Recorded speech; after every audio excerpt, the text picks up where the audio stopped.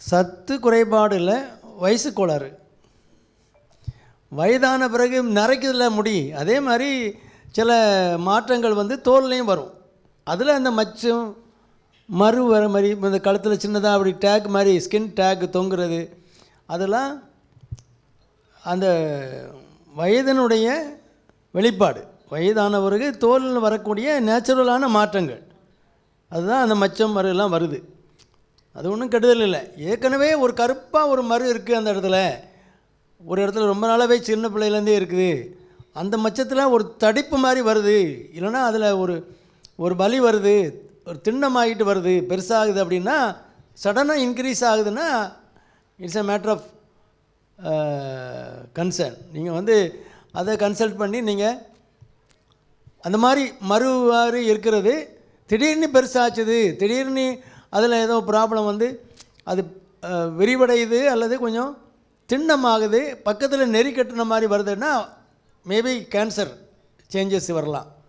அந்த மாதிரி கருப்பாக மச்ச மாதிரி இருக்கு இல்லையா, அந்த மாதிரி அது குழந்தையிலேருந்தே இருக்கும், இருந்து வர்றது. வயசான பிறகு சில சேஞ்சஸ் வரும், சில மச்சங்கள் மறுக்கள்லாம் வரும், அது நேச்சுரல். நிறைய ஸ்கின் டேக் கழுத்தில் வருதுன்னா அது it's a marker of insulin resistance, insulin எதிர்ப்புத்தன்மை. அது சுகர் வரலாம், சுகர் வர்றதுக்கு முன்னோடியாக இருக்கலாம்.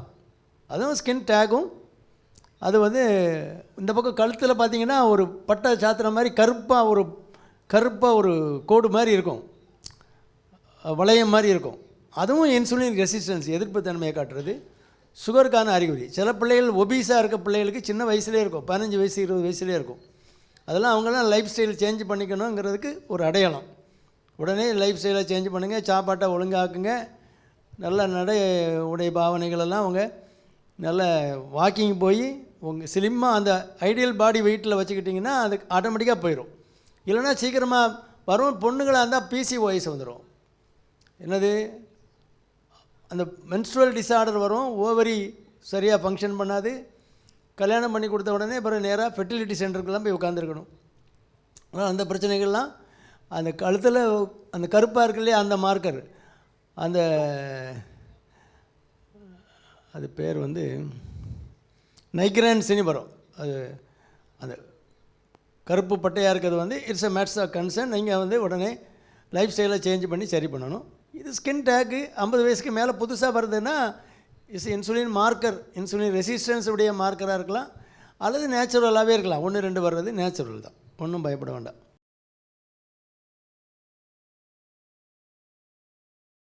அந்த காலத்துலலாம் பொம்பளை பிள்ளைகள் வயசுக்கு வந்துட்டால் வீட்டில் முக்கால்வாசி வேலை அவங்க தான் பார்க்கணும். வீட்டில் பெருக்கி தண்ணி தெளிக்கிறதுலேருந்து தண்ணி எடுக்கிறது, குடமாக தண்ணி எடுத்து ஊற்றணும், துணி துவைக்கணும், எல்லா வேலையும். படிக்க போனாலுமே நீங்கள் அந்த வேலைலாம் பார்த்துட்டு தான் படிக்க போக முடியும். ஸ்கூலுக்கு போகணுனால எல்லா வேலையும் இருக்கும். ஸ்கூல் முடிஞ்சு வந்தாலும் நிறைய வேலைகள் பார்த்துட்டு தான் நீங்கள் படிக்க முடியும். நம்ம வந்து உணவுகள் வந்து கேட்ட உணவெல்லாம் எப்போதும் கிடைக்காது. அப்போ அது அந்த மதருடைய கண்ட்ரோலில் தான் இருக்கும். சாப்பாடு கண்ட்ரோல்லாம் அம்மாவுடைய கண்ட்ரோலில் தான் இருக்கும். அவங்க பாரம்பரியமான உணவுகளை தான் கொடுப்பாங்க, சும்மா கண்ட கழுதையெல்லாம் கொடுக்க மாட்டாங்க. கேட்டதெல்லாம் சும்மா அது பாட்டில் வந்து டேபிளெல்லாம் உட்காராது. அது எப்பப்போ என்னென்ன வேணுமோ அது கிடைக்கும், கரெக்டாக என்ன வேணுமோ அது கிடைக்கும். ஃபிசிக்கல் ஆக்டிவிட்டியும் இருக்கும். அந்த காலத்தில் அப்படி தான் இருந்தது. அதையெல்லாம் அப்படியே இந்த வசதிகள் வாய்ப்புகள் வர வர உணவு வந்து எங்கே உட்காந்து நீங்கள் ஆர்டர் போட்டாலும் வந்துடும். இப்போ நான் உட்காந்து ஒரு ஆர்டர் போட்டு 1/2 மணி நேரத்தில் வேணும் அப்படின்னா எந்த ஹோட்டல்லேருந்து வரணுன்னா நேராக வந்து இங்கே உட்காந்துரும். எல்லாம் நீங்கள் எல்லாம் பிளேட் எடுத்துச்சு ரெடியாக உட்கார வேண்டியதான். அதனால் சாப்பாட்டுக்கு பஞ்சம் இல்லை. எதை சாப்பிடணும், எவ்வளவு சாப்பிடணும், எப்போ சாப்பிடணும் ஒன்றும் சொல்லி கொடுக்குறது இல்லை. அது அந்த சொல்லி கொடுத்தாலும் கேட்குற ஒரு பண்பு இல்லை. அது எல்லாம் மாறிட்டு, பெரியவங்கள மதிக்கிறதும் இல்லை. இவன் கிறுக்கு சும்மா சொல்லிட்டு அலைகிறான், நான் என்னத்தையும் சாப்பிட்டேன், இவனுக்கு என்ன வந்தது, சாப்பிட்றதுலையுமா ஒரு கண்ட்ரோலு, அப்படி தான் கேள்வி கேட்குறாங்க. எல்லாம் வசதி இருக்குது. அந்த காலத்தில் உங்களுக்கு ஒன்றும் இல்லை, நீங்கள் சும்மா பட்டினி இருந்தீங்க, நாங்கள் ஏன் சாப்பிடக்கூடாதுன்னு எங்களை ஏன் தடுக்கிறீங்க? கடைசியில் வினை எங்கே வந்து நிற்குது? எல்லாம் சால்ட்டு ஃபுட்டு, ஆயிலி ஃபுட்டு, இதெல்லாம் சாப்பிட்டு உடம்பு எல்லாம் ஒபிசிட்டி ஆகிடுது. எல்லாம் குடல் கண்ட இடம்லாம் உறுப்புகளை சுற்றியெல்லாம் கொழுப்பு படிஞ்சு சில மாடுகள் வந்து அந்த சினைக்கு வராது, கொழுப்பு பிடிச்ச மாடுகளுக்கு செனைக்கு வராது. அந்த மாதிரி இந்த இன்சுலின் ரெசிஸ்டன்ஸுங்கிற ஒரு கண்டிஷன் வந்துடுது. அந்த ஓவர் வெயிட் ஆக போய் இன்சுலின் ரெசிஸ்டன்ஸ் வந்து நிறைய மெட்டபாலிக் ஆக்டிவிட்டீஸு நெகட்டிவாக போயிடுது. நமக்கு தேவையான வளர்சிதை மாற்றங்கள் பாசிட்டிவாக வர்றதுக்கு பதிலாக நெகட்டிவாக போயிடுது. சில இப்போ கொழுப்பு அந்த செல் இருக்கு இல்லையா, ஃபேட் செல்லே அது ஊதி போய் பெருசாக இருக்குன்னா அது வந்து கடுகு சைஸும் இருக்கும், எலுமிச்சம்பழ சைஸும் வரும் ஒரு செல்லு. நீங்கள் போடுற ஃபேட்டை பொறுத்து நம்பர் ஆஃப் ஃபேட் செல்ஸ் வந்து ஃபிக்ஸ்டாக இருக்கும், சைஸு வந்து அவ்வளோ பெருசாக ஆகும். பெருசாக ஆகி என்ன ஆகும், அது டர்ஜிடாக இருக்கும்போது சுரக்கக்கூடியது டிஎன்எஃப் ஆல்ஃபா சில கெமிக்கல் மீடியேட்டர்ஸ், அது எல்லாமே இன்சுலின் ரெசிஸ்டன்ஸை உண்டு பண்ணுறது. அது சுருங்கி வந்ததுன்னா நமக்கு அடிப்பகுனெக்டின் நமக்கு தேவையான சுரப்பிகள்லாம் சுரக்கும். அப்போ அதெல்லாம் ஓவரிக்கு நல்லது, இன்சுலின் ரெசிஸ்டன்ஸ் இல்லாமல் இருக்க நல்லது. அப்போ நீங்கள் கண்ணாபண்ணி சாப்பிடும்போது எல்லாம் ஃபேட் செல்ஸ்லாம் பெருசாகி நடக்காமல் உருண்டுக்கிட்டே வருது பிள்ளைகள்லாம். இந்த உருளை ஆரம்பிச்சிட்டனாலே உள்ள பிரச்சனை வந்துட்டுன்னு அர்த்தம். அது மெட்டபாலிக் ஆக்டிவிட்டி எல்லாம் மாறி போகும்போது இன்சுலின் எதிர்ப்பு தன்மை வந்துட்டுனா அது எல்லா மெட்டபாலிசத்தையும் பாதிக்கும். இன்சுலின்ங்கிறது அது ஒரு முக்கியமான ஒரு வளர்சிதை மாற்றத்துக்கான ஒரு ஹார்மோன். அது எல்லாம் அதில் பிரச்சனை வரும்போது ஓவரிலையும் பிரச்சனை வரும், அங்கேயும் ஹார்மோன் இருக்குது. தைராய்டில் பிரச்சனை வரும், எல்லா இடமுமே அது டிபெண்ட்டாக உள்ள ஹார்மோன்ஸ் எல்லாமே அப்செட் ஆகிரும். அப்போ உங்களுக்கு ப்ராப்பராக ஆட்டோமேட்டிக்காக உங்களுக்கு ஓவுலேஷன் சரியாக இருக்காது. அந்த இன்சுலின் எதிர்ப்பு தன்மை வந்துட்டுனாலே ஓவுலேஷன் சரியாக இருக்காது. அது இர்ரெகுலர் ஓவுலேஷன் இருக்கும், அந்த ஓவமும் சரியான ஓவமாக இருக்காது, நல்ல அந்த கருமுட்டையுமே சரியான ஹெல்த்தியான ஒரு கருமுட்டையாக இருக்காது. அதனால் அது கரெக்டான பீரியடில் அது ரிலீஸ் ஆகணும். கரெக்டான ஹெல்த்தியான கருமுட்டையாக இருந்தால் தான் அது வந்து கருத்தரிக்கும்.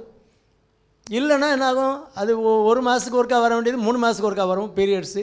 அப்போ எப்போ ஓவுலேஷன் நடக்கும்னு தெரியாது, அப்போ அது ஹெல்த்தியாகவும் இருக்காது. அப்போ கன்சீவ் ஆகிறது அவ்வளோதான், பிரச்சனை தான்.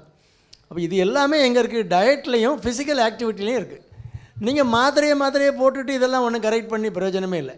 அது ஒன்றும் அவங்களுக்கு போனோடனே அங்கே ஒரு 2 மாத்திரை எழுதி கொடுப்பாங்க, மெட்ஃபார்மின், பயக்கில்ட்ரஸோன், என்னதே இன்சுலின் ரெசிஸ்டன்ஸை கரெக்ட் பண்ணுற மாத்திரை.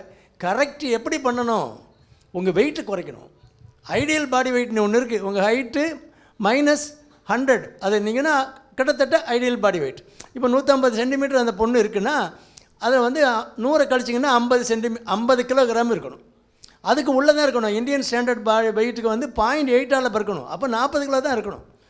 இது எல்லாம் ஒரு என்னெல்லாமோ ட்ரெஸ்ஸை போட்டுக்கிறாங்க. நம்ம சேரீ கட்டினா தெரியும், பிதுங்கிட்டு நிற்கிறதுலாம் தெரியும். இது ஒன்றும் தெரியறதில்லை, எல்லாம் மூடி மறைச்சிக்கிட்டு 45 கிலோ இருக்க வேண்டியது 80 கிலோ 70 கிலோ சாதாரணமாக இருக்குது. எங்கே போகிறது, அந்த வெயிட் ரிடக்ஷன் வந்தால் தான் உங்களுக்கு டயட்டில் கரெக்டாக அந்த பழக்கத்தை சின்ன பிள்ளையிலே உண்டு பண்ணணும். இது பெரிய சோஷியல் ப்ராப்ளம். சமுதாயத்தில் கல்யாணம் பண்ணிட்டுனா குழந்தை வருமா, குழந்தை பத்துக்குவாளான்னா டென்ஷன். இந்த டென்ஷன் வேறு, அவங்களுடைய மெட்டபாலிக் டிஸார்டர் வேறு, இதெல்லாம் சேர்ந்து அங்கே ஃபெர்டிலிட்டி சென்டர் தான் அப்புறம் போகணும், வேறு வழி இல்லை. அந்த ஃபெர்டிலைசேஷன் வராத காரணமே உங்கள் வெயிட்டு தான். வெயிட்டு ஃபிசிக்கல் இன்ஆக்டிவிட்டி, உங்களுக்கு சும்மா மக்கு மாதிரி உட்காந்துருக்காது, ஒரு வேலையும் பார்க்குற கிடையாது. வேலை பார்க்கணும், ஃபிசிக்கல் ஆக்டிவிட்டி மனுஷனுக்கு வேணும்ல, எல்லா உறுப்புக்கும் வேலை கொடுக்கணும்ல, உணவு வந்து கரெக்டாக வச்சுக்கணும். ஹைலி ஆயிலி ஃபுட்டு, சால்ட்டி, எல்லாம் ப்ராசஸ்டு ஃபுட்டு, இதெல்லாம் அதை கண்டுக்கிறதே இல்லை. கண்ணா பண்ணாண்டி சாப்பிட்டு தான் ஒன்று நம்ம ஒழுங்காக சாப்பிட்டோன்னா நம்ம சாப்பிட்டுட்ருக்கலாம், இல்லைன்னா உணவே நம்மளை சாப்பிட்டு போயிடும். அப்படி தான் நடக்குது கதை. ஒபிசிட்டி வந்துட்டுன்னா ஒரு டாக்டர்கிட்ட போய் ஒரு ட்ரிப்பு போட போனால் அந்த வெயின் எடுக்கிறதுக்கு படுற பாடு, எங்கள் பாடு பெரிய பாடாக இருக்குது. ஸ்டாஃப் நர்ஸ்லாம் அவள் சரியாக குத்த மாட்டேங்கிற, எங்கே குத்துறது, எங்கே இருக்குது, உன் கையை காட்டு, ஒரு வெயின் தெரிஞ்சால் தானே குத்த முடியும். அதனால் இந்த ஒபிசிட்டி சைடு வந்து இப்போது ஸ்கூல்லையே ஒரு 20 to 30% வந்து அந்த இங்கிலீஷ் மீடியம் ஸ்கூலில் ஒபிசிட்டி வந்துடுது. ஸ்கூலில் விளையாட்டும் கிடையாது, அதுக்கு இம்பார்ட்டன்ஸு சொல்லி கொடுக்குறதும் கிடையாது. ஃபிசிக்கல் ஆக்டிவிட்டி இம்பார்ட்டன்ஸை சொல்லி கொடுக்குறதே கிடையாது. ஃபுட்டு எவ்வளோ முக்கியம், அதே மாதிரி ஈக்குவல் இம்பார்ட்டன்ஸ் ஃபிசிக்கல் ஆக்டிவிட்டி. இந்த ரெண்டும் இருந்தால் மட்டும்தான் ஐடியல் பாடி வெயிட்டாக இருக்கிறது எவ்வளோ சந்தோஷமான காரியம். அதை பார்க்கணும், அதை அனுபவிக்கணும், அந்த பிள்ளைகளுக்கு அனுபவிக்க சொல்லி கொடுக்கணும். அட்லீஸ்ட் ஒரு 10% ட்ராப் அவுட் இருக்கலாம். நீங்கள் ரிப்பீட்டடாக சொல்லும்போது அந்த பிள்ளைகளுக்கும் வந்து மண்டையில் உரைக்கும். அது சொல்கிறதே கிடையாது. அதனால் தான் இந்த மாதிரி பிரச்சனைகள்லாம் வருது. சரி, இதை திரும்ப திரும்ப நம்மளும் சொல்லுவோம், பார்ப்போம். ஏதாவது கேட்குறவங்களுக்காவது அவங்க குடும்பத்தில் ஒரு மாற்றங்களை உண்டு பண்ணுறாங்களான்னு பார்ப்போம். திரும்ப திரும்ப சொல்லும்போது எந்த காரியமே கொஞ்சம் எடுபடும். அதனால் நம்ம எல்லாருமே சேர்ந்து இந்த முயற்சியை பண்ணுவோம்.